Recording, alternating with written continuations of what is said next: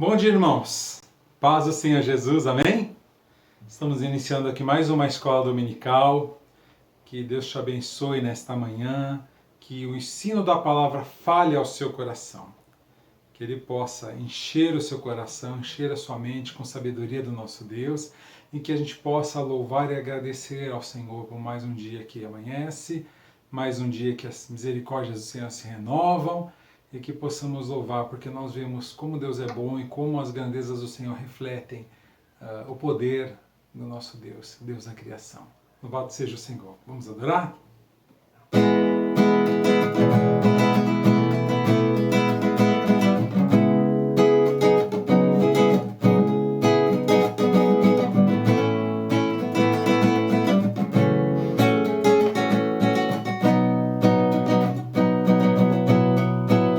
Quero louvar-te sempre mais e mais, quero louvar-te sempre mais e mais, buscar o teu querer, tua graça conhecer, quero louvar-te.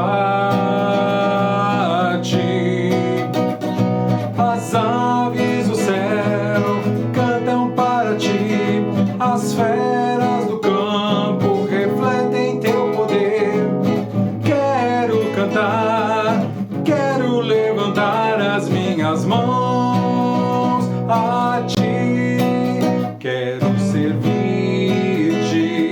sempre mais e mais, quero servir-te sempre mais e mais, buscar o teu querer, tua graça conhecer, quero servir-te. As aves do céu cantam para ti, as feras do campo refletem teu poder. Quero cantar, quero levantar as minhas mãos a ti. Quero amar-te sempre mais e mais, quero amar-te sempre mais e mais, buscar o teu querer, tua graça conhecer, quero amar-te. As aves do céu cantam para ti, as feras do campo refletem teu poder. Quero cantar, quero levantar as minhas mãos a ti. Quero louvar-te sempre mais e mais, quero servir-te sempre mais e mais, buscar o teu querer, tua graça conhecer, quero amar-te. As aves do céu cantam para ti, as feras do campo refletem teu poder. Quero cantar, quero levantar as minhas mãos a ti.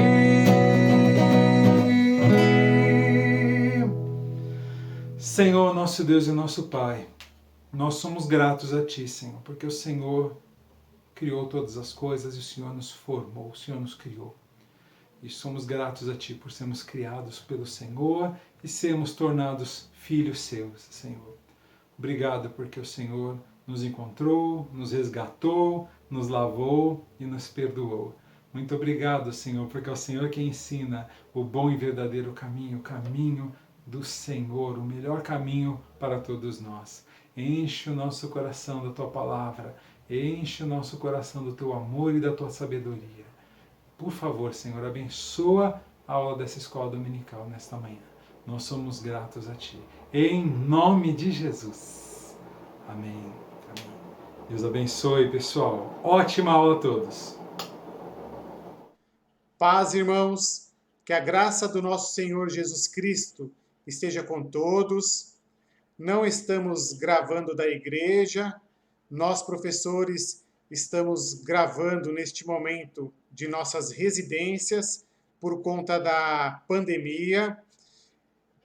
Então eu peço paciência dos irmãos, que os irmãos estejam focados. É uma aula especial, todas as aulas são especiais e que os irmãos estejam acompanhando a nossa aula de número 6, que vai falar sobre um presente transformador, a graça irresistível, ainda bem. Antes de iniciar a aula, eu informo aos irmãos que, se por algum motivo você não conseguiu assistir às aulas anteriores, vale lembrar que todas elas estão disponíveis no canal da igreja. A nossa aula de hoje inicia-se com 4 perguntas. O que devo fazer para ser salvo? A salvação está em nossas mãos? Podemos aceitar Jesus? Podemos escolher a Deus? Deixem essas perguntas gravadas na sua memória, porque conforme iremos avançando com o conteúdo, você fará algumas associações e eu tenho certeza que no final desta aula você terá plenas condições de responder a essas perguntas. O objetivo da nossa aula é louvar ao Senhor pela forma como sua graça soberana formou em nós um novo coração para que pudéssemos crer, rejeitar a doutrina da graça proveniente por suas dificuldades bíblicas e práticas, sentir-se confiante para expor e defender a soteriologia. O que seria a soteriologia? É a parte da teologia que trata da salvação do homem. Seria a doutrina da salvação dos escolhidos por Jesus Cristo. É importante, irmãos, que aprendamos isso, porque para nós podermos nos defender dos ataques de outras doutrinas não bíblicas, doutrinas que distorcem a palavra de Deus. Então, já introduzindo a nossa aula, eu quero dizer que o homem, antes de crer no Senhor Jesus Cristo, ele tem plenas condições de distinguir o que é certo e o que é errado. Ele admite esta lei moral. Estou me referindo à lei moral, neste caso, como sendo aquela que orienta nós, seres humanos. Orienta no sentido de pensarmos o que é certo ou pensarmos o que é errado aos nossos olhos, ou até porque os nossos descendentes deixaram um legado cultural com regras, nos ensinando a viver em sociedade. O homem, sendo cristão ou não, ele consegue discernir, através dos seus pensamentos, se aquilo que ele vai fazer é certo ou é errado. Veja alguns exemplos. Eu preciso ser cristão para saber que é errado humilhar alguém? Eu preciso ser cristão para saber que é errado desprezar alguém? Eu preciso ser cristão para saber que é errado ser uma pessoa orgulhosa, ser uma pessoa invejosa, falar mal de alguém, causar discórdias, furtar, roubar, matar. Não preciso ser cristão para saber que tudo isso é errado. Outro exemplo. Preciso ser cristão para saber que é certo eu ajudar alguém que esteja precisando? Preciso ser cristão para perdoar alguém? Preciso ser cristão para honrar o meu pai e a minha mãe? Eu não preciso ser cristão para saber que tudo isso é certo. Nós nascemos sabendo o que é certo e o que é errado, porque somos criados à imagem e semelhança de Deus. Então, isso significa que o homem é parecido com Deus, ao passo de que, diferentemente de qualquer outra criatura, ele é portador de sua imagem. Acompanhe comigo Gênesis, capítulo 1, versículo 26. Também disse Deus: façamos o homem à nossa imagem, conforme a nossa semelhança. Não estou aqui dizendo que somos parecidos fisicamente com Deus. Não é isso que eu estou falando. Até porque Deus é espírito e não possui um corpo como o nosso. Lá em João, capítulo 4, 24, diz isto. Acompanhe comigo. Deus é espírito e importa que seus adoradores o adorem em espírito e em verdade. Então, irmãos, o que precisamos entender é que o homem, em todo o seu ser, é a imagem e semelhança de Deus, de modo que sua plena constituição, dizendo o corpo, a alma e espírito, representa Deus. O homem é uma criatura racional, pessoal, uma criatura que pensa, uma criatura criativa, em que o próprio Deus compartilha seus atributos comunicáveis com ele. Deus nos deu vida e potencial para nos relacionarmos com ele. Olha nesse slide, nós somos capazes de expressar as vontades, somos capazes de tomar decisões, de avaliar situações, temos capacidade de demonstrar emoções, pensar de forma racional e possuir responsabilidades. Isso reflete a verdade de que fomos criados à imagem e semelhança de Deus. Mas atenção, irmãos, de modo algum eu estou dizendo que o homem é divino ou o homem é um semideus. Em outras palavras, o homem é uma representação de Deus. O homem reflete a sua imagem na medida em que é semelhante a ele em alguns aspectos. Dito isto, nós sabemos o que é certo e o que é errado, porque Deus gravou a sua imagem de forma indelével no nosso coração.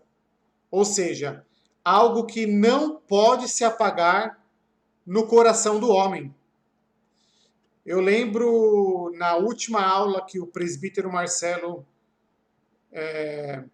deu, que ele lembrou que existem pessoas que não têm o conhecimento de Cristo, não sabem o sacrifício que Jesus Cristo fez na cruz, não conhecem o plano redentor para nos salvar e que fazem coisas boas. Fazem o que é certo. Então, até aqui a gente percebe que Deus criou o senso de responsabilidade no coração do homem. E dessa forma, passamos a ser responsáveis diante de Deus. A justiça gravada na consciência do homem faz com que todos sejam responsáveis perante Deus. Só que sabemos que é algo complicado na nossa vida, na vida do ser humano, na vida do homem. É complicado ter uma consciência responsável. Ou seja, ter responsabilidade no sentido de fazer o que é correto e deixar de fazer o que é errado. Nós até tentamos fazer o que é certo, tentamos fazer o que é correto, mas muitas vezes escapamos e fazemos o que é errado aos olhos de Deus. Em Romanos, capítulo 7, versículos 18 a 20, diz assim: Porque eu sei que em mim, isto é, na minha carne, não habita bem nenhum, pois o querer o bem está em mim, não, porém, o efetuá-lo. Porque não faço o bem que prefiro, mas o mal que não quero, esse faço. Mas se eu faço o que não quero, já não sou eu quem o faz, e sim o pecado que habita em mim. Quantas vezes isso acontece no dia? Quantas vezes acontece no nosso dia? Posso dar exemplos aqui. Uma mentira. Sabemos que não é correto mentir, todavia, para se safar de algo, simplesmente mentimos. Outro exemplo é palavrões. Sabemos que não é correto falar palavrão, mas às vezes soltamos um palavrão ou a pessoa está irritada e fala um palavrão que não deveria ter falado. Pense comigo, irmão. O que você faz de errado aos olhos de Deus? Olhe para esse momento.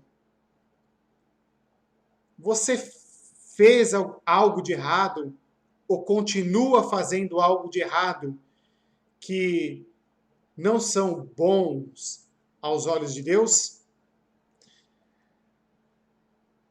Na verdade, o que acontece é que estamos inclinados a continuar fazendo coisas erradas que não deveríamos. Posso lembrar, acompanhe comigo no slide, a depravação total do homem. O pecado nos atingiu de tal maneira que não somos mais livres para escolher, porque estamos inclinados em fazer o que não é correto aos olhos de Deus.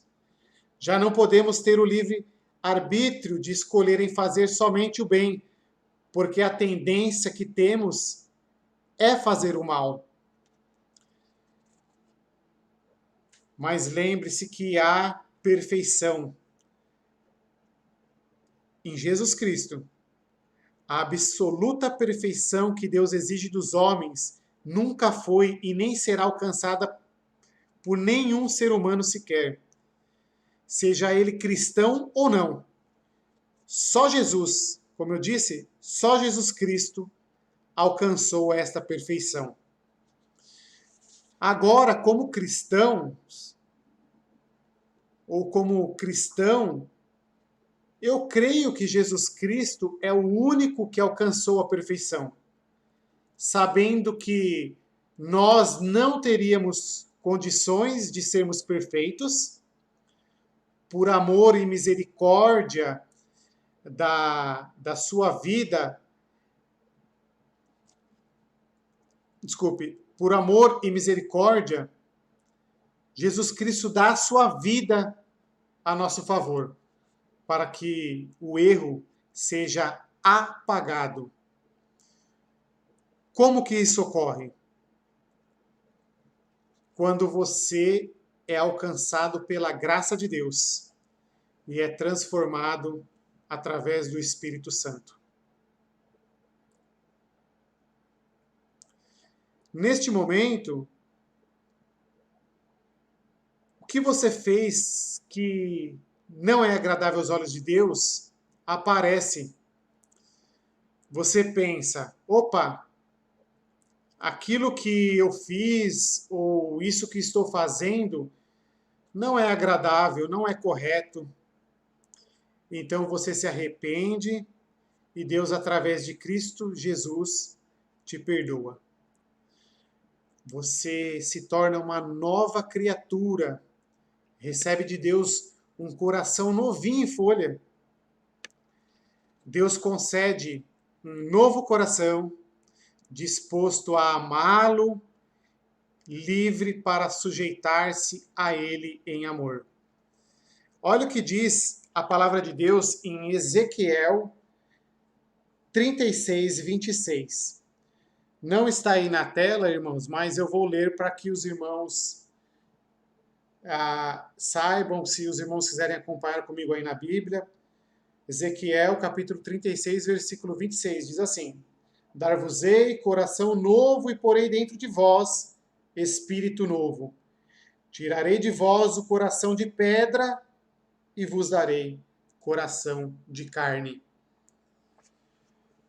Lembrando que não teríamos condições de crer e ser transformados se não fôssemos alcançados primeiro pela graça divina. A graça irresistível. Irresistível porque não teríamos como dizer não a essa graça. Algumas doutrinas vão dizer que seria possível o homem resistir a essa graça e escolher se aceita ou não. Como se Deus quisesse salvar alguém e essa pessoa poderia dizer: não, eu não quero ser salva. Isso não é o que diz a palavra de Deus. Isso não é o que diz o que está na Sagrada Escritura. Um exemplo que eu posso dar disso é o catolicismo, que tem como visão que ainda que a graça de Deus seja necessária para a salvação, depende de o homem escolher e se esforçar a buscar o Senhor. Como que ele poderia escolher, né? E aí lembramos do semi-pelagianismo, que é visto até hoje.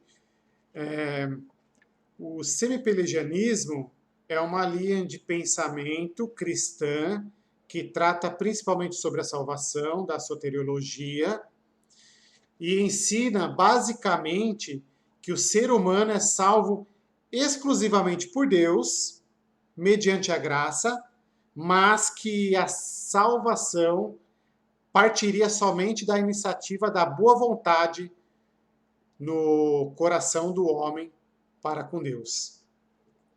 Isto é, o homem precisa dar o primeiro passo em direção a Deus e então Deus irá completar o processo de salvação no homem. Não é isso que diz a palavra de Deus. Aqui até podemos ver uma versão light da graça, uma graça quase salvadora, se assim podemos dizer. Outro pensamento é que muitas vezes o conceito de graça irresistível, que é a graça que você não consegue resistir, é entendido como uma agressão à vontade da criatura, como se Deus forçasse o ser humano a amá-lo e ir para o céu. Não é isso. Entenda que Deus, por sua graça soberana, transforma o pecador ao revelar-se. O seu amor penetra no coração do homem e atrai o pecador para junto de si. Os profetas utilizavam expressões afetuosas para revelar como o Senhor atrai o seu povo para si como um pai amoroso e vence as nossas resistências com laços de amor. Acompanhe comigo o que diz lá em Jeremias 31, 3.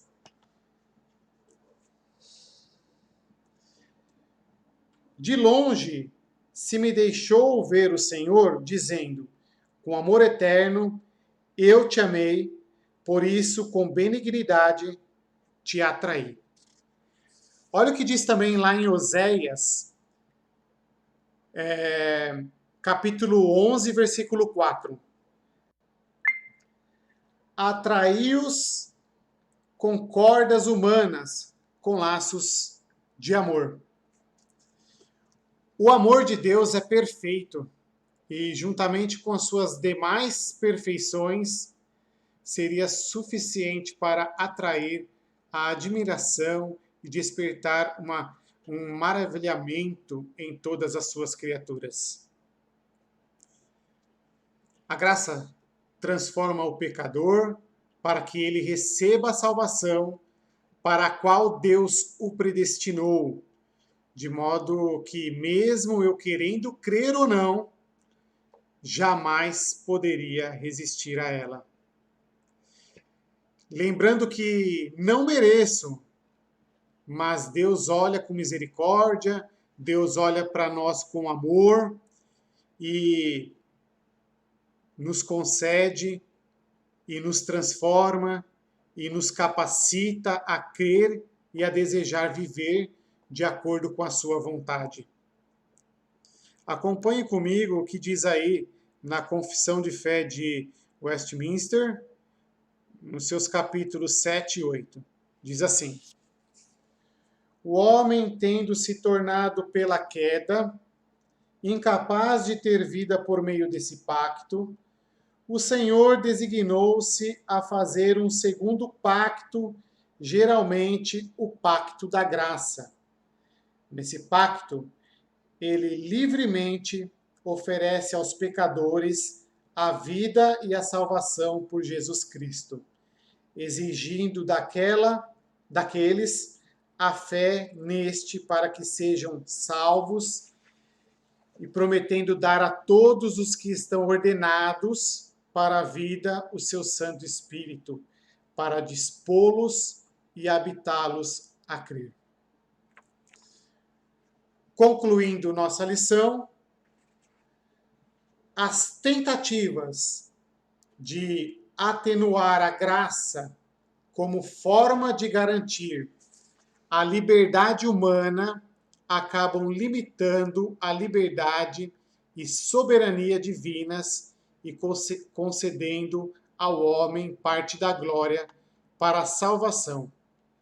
Isso é uma ofensa ao Deus soberano e gracioso. A situação do homem em pecado é tão grave, irmãos, que de nada adiantaria a mera oferta da graça salvadora aos pecadores. Porém, Deus decidiu que a graça nos concederia um novo coração de carne em lugar do coração de pedra, um coração branquinho no lugar de um coração escuro ou negro, um coração no sentido de que ele seja sujo, que naturalmente todos os seres humanos carregam. A graça de Deus é uma graça eficaz, pois soberanamente executa a salvação que o Senhor designou aos seus eleitos, através de Cristo Jesus, o sangue derramado de Cristo na cruz. Amém? Que Deus os proteja, os guarde e dê um bom domingo. Logo mais à tarde teremos o nosso culto também online. Temos um convidado especial hoje, que os irmãos estejam presentes, acompanhando a palavra de Deus. Fiquem com Deus.